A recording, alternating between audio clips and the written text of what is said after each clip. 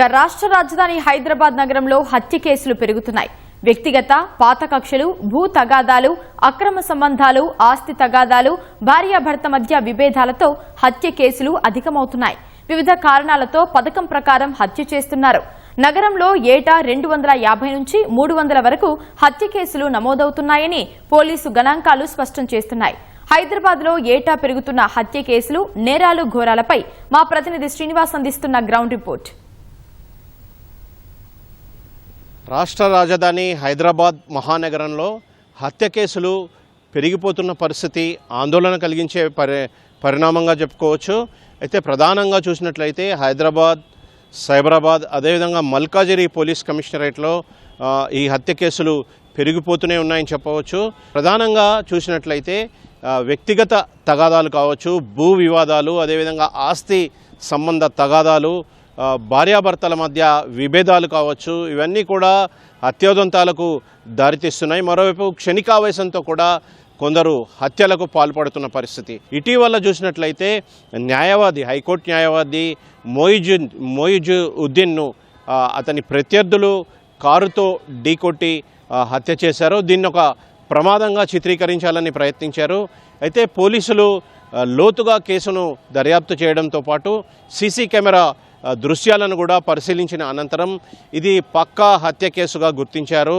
అయితే నిందితులు ఎవరైతే ఉన్నారో వారు తప్పించుకునే క్రమంలో సాక్ష్యాధారాలు లేకుండా చేసిన పరిస్థితి. పోలీసులు పగడ్బందీగా లోతుగా విచారణ చేయడంతో ఈ హత్యోదంతం బయటపడింది.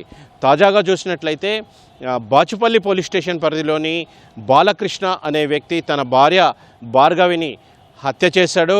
తల గోడకేసి కొట్టడంతో ఆమె తీవ్రంగా గాయపడి అక్కడికక్కడే మృతి చెందింది.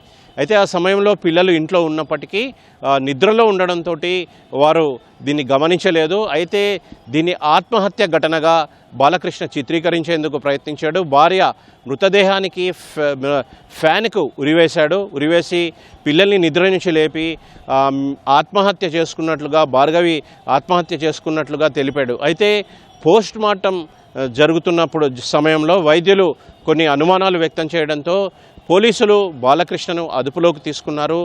లోతుగా విచారించడంతో హత్య గుట్టు రట్టయింది.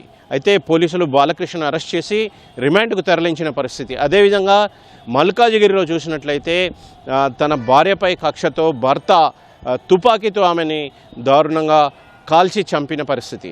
ఏటికి ఆ ఏడు ఈ తరహా హత్య కేసులు పెరిగిపోతూనే ఉన్నాయని చెప్పవచ్చు. ప్రధానంగా వ్యక్తిగత కక్షల కారణంగానే ఎక్కువగా ఈ హత్యోదంతాలు చోటు చేసుకుంటున్నట్లు పోలీస్ అధికారులు స్పష్టం చేస్తున్నారు. హైదరాబాద్ కమిషనరేట్లో చూసినట్లయితే 2022లో 86 హత్యలు, 2023లో 89, అదేవిధంగా 2024లో 77, 2025లో 69.